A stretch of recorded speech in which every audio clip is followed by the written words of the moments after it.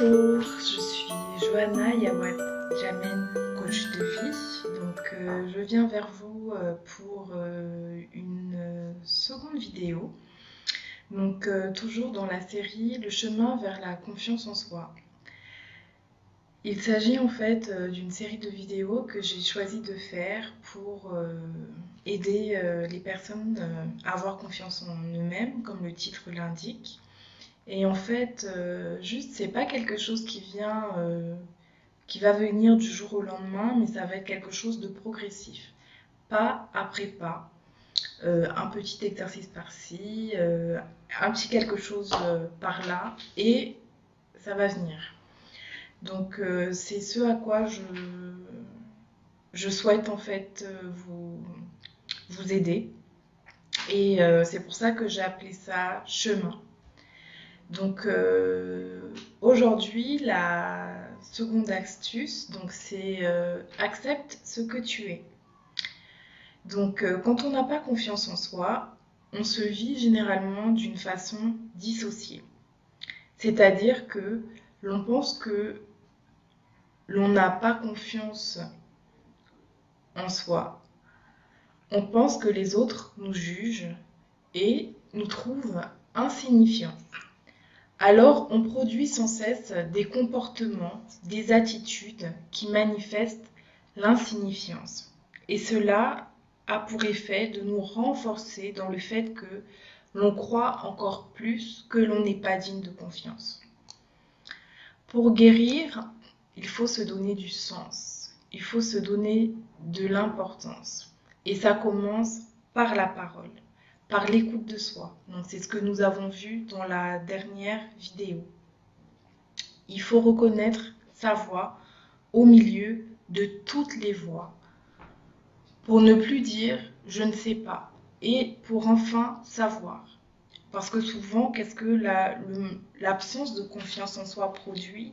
C'est qu'on se sent gauche, on se sent maladroit. Quand il faut parler, on a la tête vide, on a du mal à exprimer ses idées, à exprimer ce qu'on ressent. Et une des clés que je donne est l'écriture. Avoir toujours sur soi un petit carnet, un petit calepin, et dans lequel il faut écrire ses pensées, ses envies, ses réflexions. Et ça va permettre en fait de sortir de tout ce qui est émotionnel, parce qu'on rentre dès qu'on on a affaire en fait avec un fort niveau d'émotion, on se retrouve sous pression, on a du mal à avoir la pensée claire, à construire ses idées, ça devient quelque chose d'un peu complexe. Donc écrire, ça va faire quoi? Ça va permettre de mettre de l'ordre dans les pensées. Et on va déjà retrouver notre pensée. Ça va permettre de donner du calme dans les émotions. Et ensuite, on va pouvoir agir. Donc, on va plus loin. On met de l'ordre dans les pensées. Ça met de l'ordre dans les sentiments, dans les émotions. La tension baisse. Du coup, qu'est-ce qui se passe? Le langage se débloque. On peut parler d'une manière claire. Quand les pensées sont claires, on va pouvoir parler de façon claire, de façon fluide. Et quand le langage est clair, qu'est-ce qu'on va pouvoir faire? On va pouvoir poser des actions précises, constructives. Et qu'est-ce qui va se passer d'autre? On va pouvoir interagir avec autrui de façon libérée, de façon naturelle, sans tension, sans pression. Et qu'est-ce que ça crée? Ça crée l'assurance qui augmente, qui est là, quoi. Et ça fait plaisir aussi de se voir avoir réussi à faire ce chemin.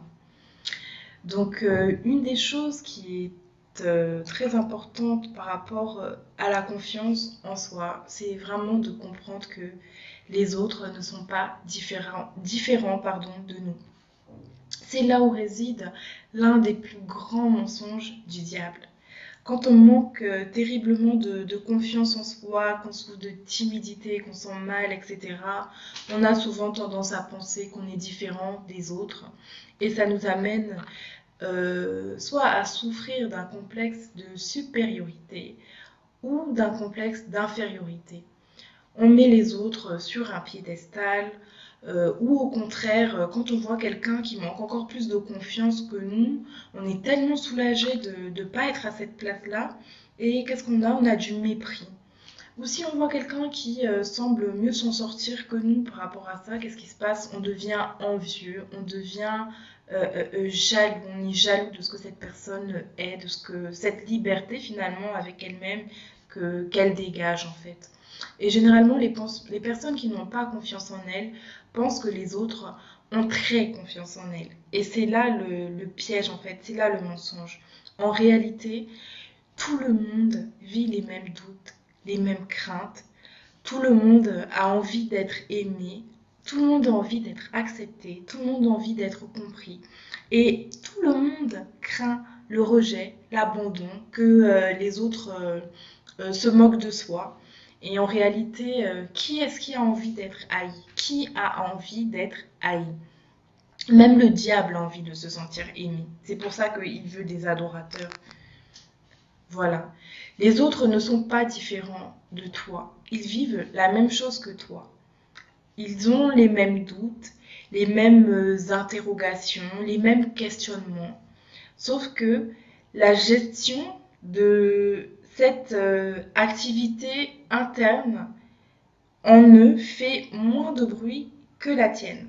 Je m'explique. Quand tu te retrouves, je sais pas, vous êtes nombreux, je pense. Dernièrement, je voulais faire une formation. J'étais un peu stressée en fait. Il y avait tout un tas de personnes, de candidats, on devait remplir des fiches, etc. Et dans un premier temps, mon premier réflexe en fait, c'était d'avoir je sais pas, une espèce de crainte comme ça, de peur, un peu d'angoisse. Et je regardais les autres, et puis tout d'un coup, je me suis rendu compte que eux aussi, ils ont peur. Eux aussi, ils sont très stressés et tout. Eux aussi ressentent ce que je ressens. Et les autres vivent la même chose, en fait. Tout le monde vit la même chose. Il n'y a personne dans ce monde qui est là, plein d'assurance. Enfin, comme on peut voir dans les films, il vient, s'approche, sourire Colgate, la fille, belle gosse et tout. Tout le monde a plus ou moins de problèmes de confiance en soi. Tout le monde craint le regard des autres. Maintenant, comme je disais, chez toi, ça fait du bruit. Chez toi, toute cette crainte-là, ces agitations, tout ça, ça dure très très très très très très longtemps dans ta tête. Et ça te fait faire des erreurs, ça te fait bégayer, ça transpire de toi en fait. Le truc, c'est que les autres, leur questionnement intérieur et tout ça, ça ne fait pas de bruit en fait. Toute cette activité en eux, elle est rapide, elle est silencieuse, elle est discrète en fait. Et aussi, les autres sont meilleurs comédiens que toi. Bien sûr, il existe quelques personnes qui ont confiance en elles. Et, mais en majorité, on a tous des petits doutes, des petites craintes. C'est normal, on est des êtres humains et en vérité, il n'y a personne qui est parfait. Et le problème qui se produit en fait, c'est que alors que toi, tu admires cette pseudo-liberté chez les autres, alors que tu vois les autres meilleurs que toi, te voilà qui commence à chercher à leur ressembler. Et en faisant cela, tu commences à te détester. Tu détestes tellement ce côté de toi qui t'échappe, qui fait des gaffes, tu détestes ce truc-là en toi en fait, qui est là, tu le détestes. Et tu commences à chercher à l'extérieur de toi des réponses qui sont en réalité à l'intérieur de toi. Tu dois accepter ce que tu es. C'est la clé pour augmenter ta confiance en toi. Fonctionner dans l'inconnu ne permet pas d'avoir de l'assurance. Ça veut dire quoi? Ça veut dire que tu dois te connaître. Tu sais toi-même mieux que n'importe qui, mieux que tes parents, tes amis, même si vous êtes nés ensemble, même si ta soeur jumelle vous a accouché ensemble. Tu sais en réalité mieux que toi-même quelles sont tes faiblesses, quelles sont tes failles, quelles sont tes défauts. Et souvent, en fait, tu ne veux pas les connaître, en fait. Tu veux faire comme si ça n'existe pas, tu veux prétendre des choses, en fait. Et quand tu fais comme ça te fait fonctionner dans l'inconnu. Je vais te donner un exemple. Si je vais dans un pays où je n'ai jamais mis les pieds, ou tout simplement une ville ou un quartier où je n'ai jamais mis les pieds, quelle va être mon attitude? Je ne vais pas marcher là-bas avec un pas plein de fermeté, d'assurance, de confiance en soi. Non, pas du tout. Comme je ne connais pas le chemin, je vais être là, je vais tâtonner, je vais être un peu perdue, je vais demander mon chemin, je vais être hésitante, douter, c'est normal. Et en fait, ce que je veux t'expliquer ici, c'est que si tu as la maîtrise de tes failles et ainsi que de tes qualités, si tu connais tes qualités et tes défauts, tu vas pouvoir fonctionner normalement en prenant le soin de contourner le défaut que tu as ou penses avoir. N'essaye pas de changer ce défaut. Changer, c'est difficile. Quand tu vas essayer de changer, tu vas te heurter à des résistances en toi. Parce que ce défaut que toi tu appelles défaut, à un moment donné de ta vie, de ta construction, c'est quelque chose qui a été là, qui a été, comment dire, tu as installé, on va dire, dans ta façon de fonctionner pour un but, pour te protéger, pour t'aider à fonctionner dans la vie. Mais maintenant, changer, si tu essayes d'arracher cette chose qui était là à la base pour te sécuriser, en fait, tu vas rencontrer un mur et ça va être toi-même. Et en réalité, c'est difficile, c'est long de changer profondément et définitivement. Ce n'est pas impossible, c'est possible. Mais moi, je veux te donner une astuce, en fait, pratique, quelque chose que tu vas pouvoir mettre en œuvre immédiatement. Et en fait, qu'est-ce que je vais te proposer de faire? Je vais te proposer de contourner ce défaut. C'est long de changer, ça prend du temps. Mais contourner, c'est possible immédiatement. Donc, je veux que tu prennes le soin d'identifier tes défauts, tes failles et autres faiblesses et que tu sois honnête avec toi. Quand je dis honnête avec toi, ça veut dire que je veux que tu ne t'inventes pas des défauts qui n'existent pas et que il n'y a que toi seul qui vois en fait. Je veux que vraiment tu observes tes défauts et que tu observes les qualités que tu as ou autres faiblesses. Et je veux que je te demande pas de les enlever, je te demande d'apprendre à faire avec. Je veux que tu fasses avec ce que tu es. C'est comme au McDo, viens comme tu es. Je veux que tu fasses avec ce que tu es. Faire avec ce que tu es, ça ne veut pas dire, par exemple, si tu as un problème de colère. Oui, je suis en colère, aimez-moi comme je suis, vous n'avez qu'à m'aimer, vous n'avez qu'à m'accepter. Non, c'est pas ça. Si tu as un défaut, s'il y a quelque chose qui va pas chez toi, il faut le changer. Mais, comment dire, ce changement que tu dois faire, en fait, tu vas le faire de façon intelligente. Ça veut dire que tu vas reconnaître que, par exemple, tu te mets souvent en colère, mais comment faire pour ne pas se mettre en colère? C'est ça la question. Oui, il y a cette colère, il y a ce truc en toi. Mais comment faire pour ne pas se mettre en colère à la première contrariété? Ce que je ne veux pas que tu fasses, je ne veux pas que tu rentres en guerre contre toi-même. Je veux juste que, lorsque cette colère viendra, tu l'observes. Tu observes cette colère et puis tu la regardes passer.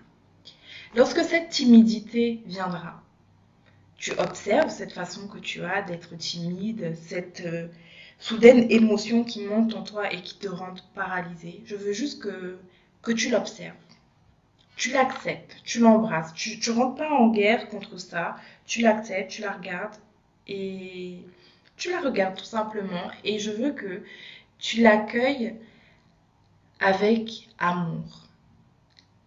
Et tu l'acceptes en fait, oui, j'ai ça, ok. Et ensuite, je veux que tu te concentres sur ce que tu veux. C'est-à-dire, par exemple, si je reprends mon exemple de la colère, qu'est-ce que je veux? Je veux être calme. Donc, au lieu que, par exemple, quelqu'un m'a poussé, au lieu de rentrer, oui, qu'est-ce qu'il y a? Ok, je sens le truc monter, mais qu'est-ce que je veux? Je veux du calme. Alors, je pense au calme. Je pense au calme. Le calme.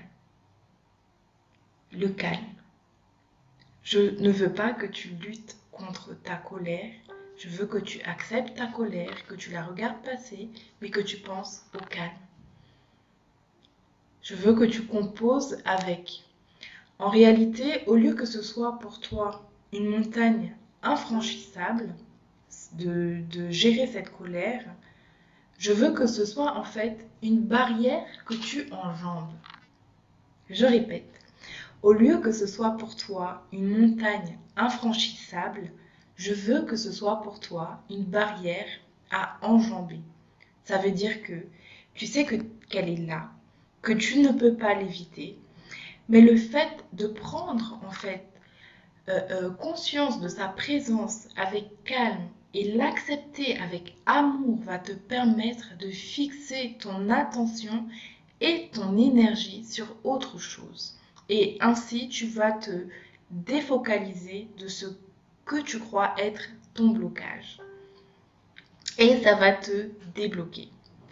Le véritable problème, en réalité, n'est pas que tu manques de confiance en toi. Le véritable problème n'est pas les réactions que tu as. Mais ce qui te pose véritablement un problème, c'est l'énergie que tu emploies à lutter contre cette chose qui est en toi, que cette énergie que tu déploies à vouloir cacher la chose en fait, à vouloir la masquer, à lutter avec, à lutter contre. Et c'est cette agitation interne en fait, à l'intérieur de toi, et qui est visible à l'extérieur, c'est ça qui t'embarrasse en fait. Et c'est le fait en fait que les autres pourraient voir et savoir ce qui se passe à l'intérieur de toi et qui te fait te sentir fragile et vulnérable, qui te fait faire des gaffes. Mais si tu intègres au préalable qu'ils voient et que eux-mêmes sont dans le même état, pas forcément tout le monde, mais en fait la majorité se sent comme toi, et que tu te tiens en paix avec cela, tu verras que tout va bien se passer et tu vas pouvoir employer ton énergie vers autre chose. Et je voudrais mettre ici un verset qui me parle beaucoup en fait. C'est dans le livre de Luc au chapitre 17 au verset 33. Celui qui cherchera à sauver sa vie la perdra. Et celui qui la perdra la retrouvera. Qu'est-ce que ça veut dire? Alors que tu es timide, n'est-ce pas? Tu ne veux pas que ta timidité soit vue. Tu essayes de sauver ta vie. Ne sois pas timide, ne sois pas timide, ne sois pas timide. Mais tout le monde voit que ça. Donc ce que tu as essayé entre guillemets, de sauver, c'est-à-dire ton honneur, ta dignité, qu'on voit surtout pas que tu es timide, ben, tout le monde va voir, donc tu as perdu, ça sert à rien en fait. Or, si tu es timide et que, ok, je suis timide, ok, voyez-moi timide, et tu restes là tranquille, tu vas trouver ta dignité en fait. Et c'est merveilleux. Et en fait, en faisant cela en faisant que cette chose-là devienne vraiment un mode de fonctionnement, que ça devienne vraiment une habitude chez toi, petit à petit, peu à peu, tu vas augmenter ton champ des possibles. Et là où tu manquais d'assurance, tu vas commencer à prendre confiance. Et tu vas insuffler dans tout ce méli-mélo, tu vas insuffler en fait quelque chose de positif. Et ce n'est plus ce qui est négatif qui retiendra ton attention, mais c'est ce qui est positif. Tu vas pouvoir accomplir tout ce que tu veux. Tu vas pouvoir parler en public. Tu vas pouvoir vraiment expérimenter une véritable liberté. C'est l'attention que l'on porte qui nous dirige en fait. C'est comme en voiture. Je me souviens au début, quand je passais mon permis de conduire, j'arrêtais pas tout le temps de faire les mêmes erreurs. Tout le temps, je faisais les mêmes erreurs. Et je prenais des heures, et des heures, et des heures, et des heures. Et j'en pouvais plus, j'en pouvais plus. Et je prenais des heures, et des heures, et des heures. Et un jour, en fait, j'ai compris. Le moniteur m'a dit, je l'ai entendu, mais je l'avais pas intégré en fait, mais ça a fait son chemin en moi et j'ai compris quelque chose en fait. Ce n'est pas la voiture qui conduit, mais c'est le regard qui nous dirige et qui nous amène là où on va. Je peux pas marcher comme ça et puis je vais tout droit. Je vais me conduire dans la direction où je regarde en fait. Porte uniquement ton regard là où tu as envie d'aller. Si je dis par exemple, ne pense pas à un citron bleu, tu ne penses qu'à un citron bleu en fait. Si j'essaye de te dire ça. Si tu te dis, ne sois pas timide, ne sois pas... Mais tu vas manifester la timidité. Si je te dis, ne sois pas en colère. Ok, je ne me mets pas en colère, colère. En fait, j'entends que colère, colère, colère. Le cerveau ne connaît pas la négation. Notre cerveau ne connaît pas la négation. C'est pour ça que, généralement, quand on voit des enfants, on dit... ne fais pas ceci, ne fais... Bah, il fait justement. Le cerveau ne connaît pas la négation. Alors, tu dois dire ce que tu veux et tu ne dois pas dire ce que tu ne veux pas. Alors, si tu es timide, ok, je suis timide, j'accepte. Mais qu'est-ce que je veux alors? Je veux avoir de l'assurance. Alors, je me dis, j'ai de l'assurance, j'ai de l'assurance. Mon but, c'est quoi? C'est de communiquer avec les autres, que les autres m'entendent, que les autres reçoivent ce que j'ai à leur dire comme je veux le dire. Et je porte mon attention sur... je suis tellement contente de partager quelque chose qui me plaît avec vous. Je suis contente du partage. Je suis contente que ce que j'ai à dire, ça vous fasse du bien, que ça vous fasse quelque chose. Mais je ne me concentre pas sur... Il ne faut surtout pas que je sois timide. Mon cerveau n'entend que timide et je vais manifester la timidité. Voilà. Donc, en bref, ok, je suis ceci, cela, j'ai cette façon de fonctionner, ou plutôt de dysfonctionner, et cette façon ne me plaît pas. Qu'est-ce que je fais dans un premier temps? Je vais l'accepter, et je vais me concentrer sur ce que je veux, et non sur ce que je ne veux pas. Si par exemple, je souffre de paralysie sociale, c'est-à-dire je me retrouve autour des gens, je n'ai rien à dire, dès qu'il y a... Ça y est, on est à 10 là, on est en groupe de personnes, même si ce sont mes amis, je deviens muet comme une carte, j'ai plus rien à dire. Alors qu'est-ce que je fais? Je dois me poser en fait la vraie question. Qu'est-ce que je veux? Pas, non, je ne veux pas ne pas parler. Non, qu'est-ce que je veux? Je veux parler librement, je veux passer une bonne soirée avec mes amis, je veux appartenir au groupe, je veux partager un bon moment avec eux. Ok, je suis timide. Je l'accepte. Donc, qu'est-ce que je fais? Je vais me retrouver au milieu de mes amis. Et puis, je vais accepter, embrasser cette timidité. Ok. Et puis, j'ai écouté ce qu'ils ont à dire. Et puis, sans que je m'en rende compte, je vais me retrouver en train de parler. Peut-être que je vais être la personne qui va faire des blagues au milieu des amis et tout. Je vais être libre et libérée. Et en fait, je ne saurais même pas comment j'ai fait pour en arriver là, en fait. Et c'est ça qui est magique, c'est ça qui est merveilleux. Je vais me retrouver en train de parler avec tout le monde et avec en plus le goût de la victoire sur moi-même. C'est pas merveilleux? Donc, une des clés importantes quand on a des petits soucis en fait par rapport à ses propres comportements qu'on voudrait changer, il ne faut jamais en fait essayer de passer en force. Parce que à chaque fois qu'on va essayer, on va être dans la violence, on va être dans la force avec nous-mêmes, on va obtenir des résistances. On va obtenir, pardon, des résistances. Ce qu'il faut faire, c'est qu'il faut se connaître. Et il ne faut pas rejeter cette chose, mais il faut l'accepter. Et en l'acceptant, qu'est-ce que je fais? J'enlève l'attention, l'énergie de ce côté-là et je me focalise sur mon véritable objectif, qui n'est pas de ne pas être timide, mais mon objectif, c'est que vous compreniez ce que j'ai à vous dire et je veux vraiment vous donner de la connaissance. Et au fur et à mesure, on va se rendre compte que le comportement qui nous parasite a disparu.